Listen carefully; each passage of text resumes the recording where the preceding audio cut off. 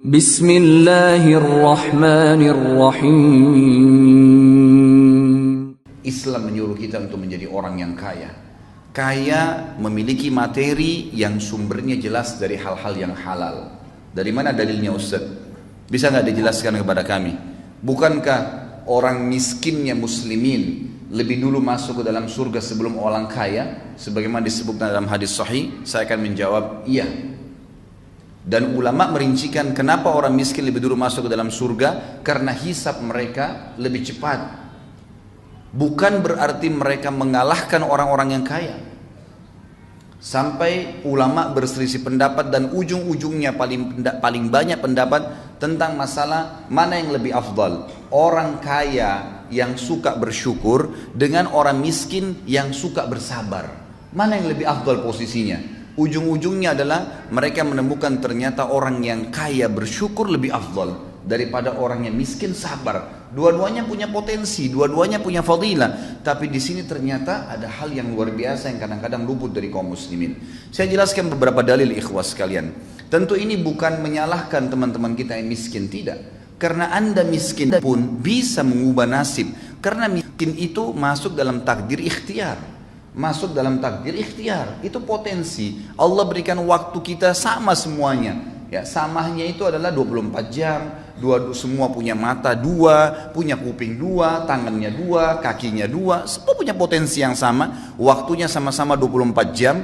Sama-sama lahir dari rahim seorang ibu. Kenapa kok ada orang yang maju dan ada orang yang tidak maju? Ini yang butuh kita korek.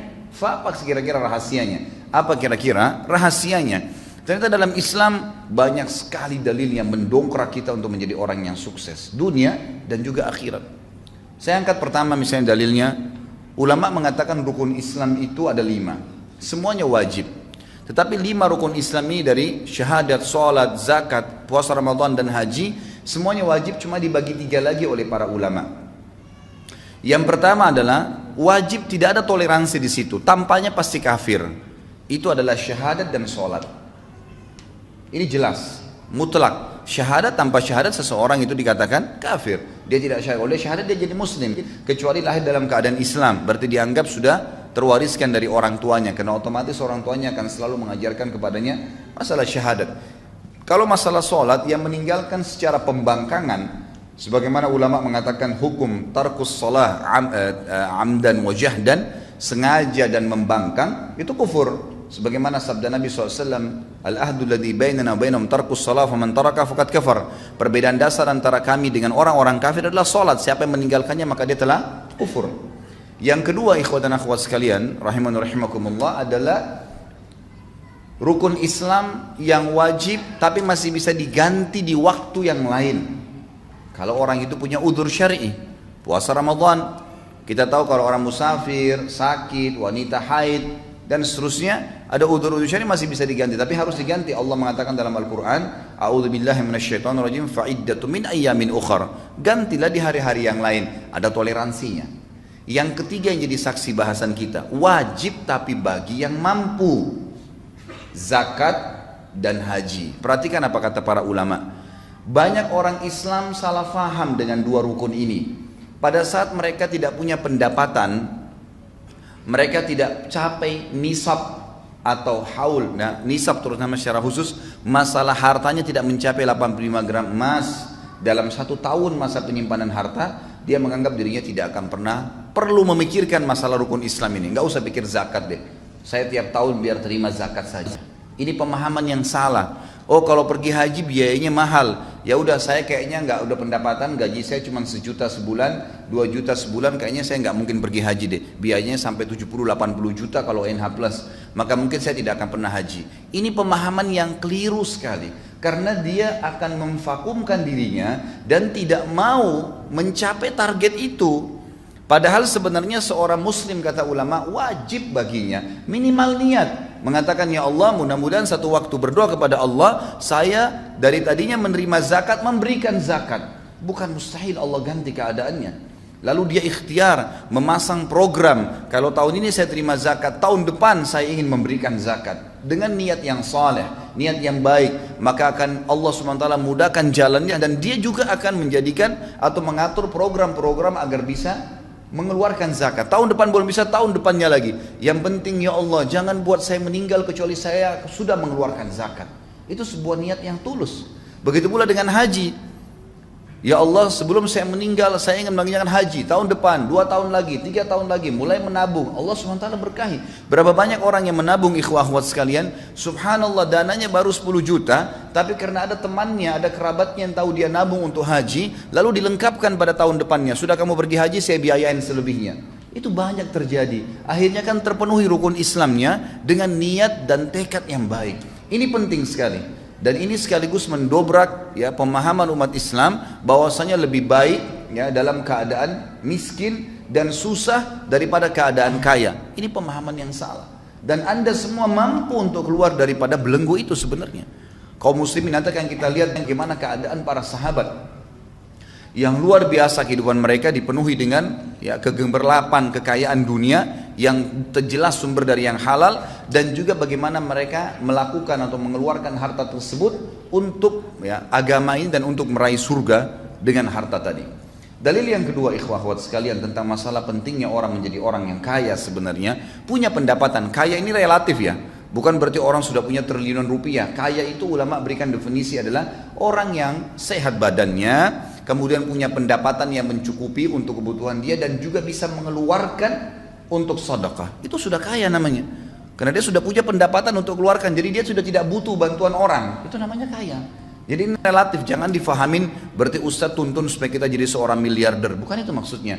Tapi Anda sudah punya pendapatan yang mencukupi hidup Anda dan bisa leluasa membantu orang lain walaupun sebatas kemampuan kita. Itu sudah kaya namanya. Sebuah hadis Bukhari bahwasanya telah datang sahabat-sahabat yang miskin kepada Nabi SAW. Sebagian mereka datang lalu berkata, ya Rasulullah, sahabat-sahabat kami yang kaya banyak sekali di Madinah ini, mereka mengalahkan kami dari sisi pahala. Kami sholat, mereka sholat. Kami puasa, mereka puasa. Kami mengerjakan apa saja ya kegiatan berjihad, mereka berjihad. Artinya mereka melakukan apa yang kami lakukan, semua dapat pahalanya sama. Tapi mereka mengungguli kami karena mereka bersedekah dengan harta mereka. Kami nggak punya itu ya Rasulullah. Ajarkan kepada kami perbuatan amal yang kalau kami kerjakan kami bisa menyaingi mereka dari pahala sedekah mereka itu. Kata Nabi SAW, bacalah Subhanallah 33, Alhamdulillah 33, Allah Akbar 33. Hadis ini kebetulan tidak dikaitkan dengan masalah sholat umumnya, gitu kan? Sebagaimana ada hadis yang serupa, pernah Fatimah meminta kepada Nabi SAW radhiyallahu anha untuk diberikan seorang pembantu untuk membantu beliau. Lalu kata Nabi SAW, wahai Fatimah, maukah saya ajarkan kepada kamu perbuatan yang mengalahkan pembantu itu, mengalahkan, menghilangkan rasa capekmu? Bacalah Subhanallah 33, Alhamdulillah, Allah Akbar 33. Hadis yang serupa tadi terjadi pada awal saya bahaskan. Maka sahabat-sahabat miskin ini pulang lalu mengamalkan. Tidak lama kemudian dalam hadis Bukhari dikatakan mereka datang kembali lalu berkata, ya Rasulullah, sahabat-sahabat kami yang kaya mendengarkan sabda Anda dan mengamalkan juga. Artinya apa? Mereka ngalahin kali. Mereka mengalahkan lagi kami dari sisi pahala. Karena zikir itu pun diamalin sama mereka. Apa jawaban Nabi SAW? Diberikan kiat yang lain, ya, diberikan ke jalan keluar yang lain seperti tadi diajarkan zikir itu. Jawaban Nabi SAW sederhana, memotivasi sahabat yang miskin, dzalika fadlullahi yu'tihi man yasha. Itu karunia Allah yang Allah kasih kepada siapa yang Dia mau. Maksudnya teman-teman sekalian, mintalah kalian kepada Allah agar bisa bersama-sama dengan orang-orang yang kaya itu. Coba cari karunia-Nya Allah Subhanahu wa taala. Jangan bergerak. Dalam pepatah bahasa Arab dikatakan fa inna haraka barakah, fa inna fi harakatin barakah. Setiap gerak upaya Allah akan nilai dan Allah akan memberikan berkah. Yang salah kalau seorang muslim vakum, bahkan kadang-kadang subhanallah kerja di sebuah tempat yang haram, lalu mengatakan saya mau makan apa ya kalau saya keluar dari sini? Subhanal Khaliq. Lalu Anda waktu di rahim ibu Anda selama 9 bulan pernah berpikir nggak makan dari mana? Ibu kita setengah mati ngunyah makanan, lalu kita mengambil saripatinya. Dia setengah mati minum yang bergizi, ya, yang bernutrisi tinggi dan seterusnya. Kita cuma ambil saripatinya. 9 bulan kita nggak pernah pikir makan dari mana. Waktu kita masa anak-anak, belasan tahun, bahkan mungkin Anda sampai SMP, SMA, itu Anda tidak pernah berpikir dari mana orang tua kita dapat uang. Kita cuma tahu butuh bayar ini, butuh beli ini dan seterusnya. Cuma mengeluh saja dan dibelikan. Dari mana Anda pernah berpikirkah dari mana uangnya? Kita makan terus bertahun-tahun. Kenapa setelah 2 tahun, 3 tahun kerja di sebuah instansi yang haram secara agama, konsekuensi tanggung jawabnya besar hari kiamat, lalu Anda mengatakan kalau saya keluar saya mau kerja di mana? Subhanallah. Dulu masih bayi, belum punya titel sarjana, tidak pernah takut. Sekarang sudah sarjana ketakutan. Mana iman dan amal saleh kita? Mana keyakinan kepada Allah Subhanahu wa taala? Maka ini harus difahami ikhwan dan akhwat sekalian, bahwasanya Allah Azza wa Jalla akan menentukan dan memastikan janjinya sebagaimana Allah berfirman, a'udzubillahi minasyaitonirrajim, innallaha la yughayyiru ma biqaumin hatta yughayyiru ma bi anfusihim. Allah enggak akan ubah keadaan satu kaum sampai mereka sendiri mengubah diri mereka. Harus berupaya, berusaha, baru Allah keluarkan, gitu kan?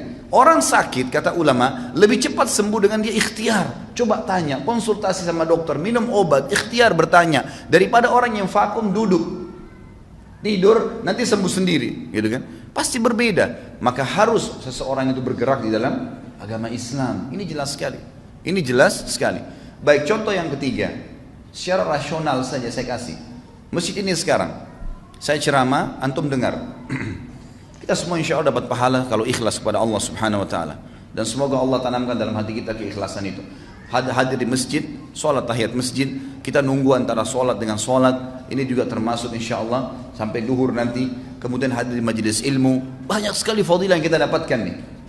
Saya sering kasih contoh di pengajian saya teman-teman sekalian, kalau saya sholat, lalu teman saya juga di sebelah sholat, saya mengajak dia, tadinya dia nggak sholat, saya panggil, ayo sholat ya, dia sholat, saya dapat pahala, misal contoh saja dikasih pahala sama Allah 100, dia juga dapat pahala 100 karena dia sholat, gitu kan? Dua-dua dapat pahala. Tapi saya karena mengajak dia dikasih pahala sama Allah 100 persis pahala dia tanpa dikurangin dari pahala dia. Plus bonus, saya dapat 200 karena ngajak orang. Tapi pernah gak kita berpikir bahwasanya orang yang bangun masjid ini panen pahala semua orang yang sholat? Artinya dari mana orang bisa bangun masjid? Dari harta, ikhwah akhwat sekalian. Harus punya uang, harus punya pendapatan, tapi pendapatannya sumbernya halal, keluarnya jelas kemana, bukan dipakai foya-foya. Bangun masjid, sabda Nabi SAW dalam hadis sahih dikatakan, man bana baitan lillah, bana Allahu lahu baitan fil jannah. Siapa yang bangun di muka bumi rumah untuk Allah, masjid, Allah akan bangunkan baginya istana di surga. Oh Ustaz, saya nggak mampu bangun satu masjid, nggak masalah. Ada hadis lain yang mengatakan siapa yang membangun rumah Allah di muka bumi sebesar cakaran kaki burung di tanah, semampu kita cuma ikutkan 10.000 rupiah, 100.000 rupiah, digabung dengan pembelian semen dan batu bata dan seterusnya, maka Allah akan bangunkan baginya istana di surga. Jadi beda, orang yang menggunakan harta itu besar sekali. Besar sekali gitu kan, dia akan dapatkan pahala. Bayangkan kalau masjid ini menampung 1.000 orang misalnya, atau 2.000 orang, setiap orang yang sholat berapa banyak pahala yang didapatkan. Sementara tadi saya kalau ngajak teman saya 1 orang, saya sudah dapat pahala dia. Bagaimana dengan orang yang bangun masjid ini? Rumah anak yatim, perbaikan jalan, banyak sekali kegiatan-kegiatan sosial, mencetak Al-Quran, ya kan? Belum lagi kalau kita bicara jihad di jalan Allah Subhanahu Wa Taala. Dan ini peran yang paling besar dari Uthman bin Affan yang akhirnya membeli surga dengan hartanya. Karena beliau luar biasa dalam menginfakkan hartanya. Dan subhanallah, kata kuncinya di sini, Uthman bin Affan tidak punya ijazah dari Amerika ekonomi. Uthman bin Affan tidak paham komputer zaman dulu. Uthman bin Affan radhiyallahu anhu adalah seorang yang lahir dari Mekah, belum bisa membaca dan menulis. Karena masyarakat Mekah itu tidak bisa membaca dan menulis. Tapi kita lihat nanti bagaimana kekayaan yang Allah Azza wa Jalla bukakan karena satu kata kuncinya, sumbernya halal, kemudian rajin berinfak, itu dibukain sama Allah Subhanahu wa taala. Berapa banyak orang yang punya ijazah S1, S2, S3, profesor, biasa saja keadaannya. Berapa banyak orang yang punya perusahaan banyak, besar, mobilnya mewah, tapi pada saat meninggal ternyata utangnya lebih besar daripada asetnya karena terlibat dalam masalah ribawi. Apakah ini dianggap prestasi dunia, ikhwah dan akhwat sekalian? Atau seseorang yang dasarnya memang tidak punya ijazah? Bukan saya katakan Anda vakum, jangan cari ijazah, bukan. Saya ingin membuka wacana, ternyata bukan ijazah yang mendatangkan sebuah rezeki, tapi kita keyakinan kepada Allah Subhanahu Wa Taala sebagai pemberi rezeki yang akan membuka itu, yang akan Allah Subhanahu Wa Taala berikan kepada kita. Sumbernya jelas, halal, dan dikeluarkan di jalan Allah, rajin mengeluarkan jalan Allah. Kita yakin titipan dari Allah, maka secara otomatis Allah akan limpahkan ya apa yang sebenarnya kita minta.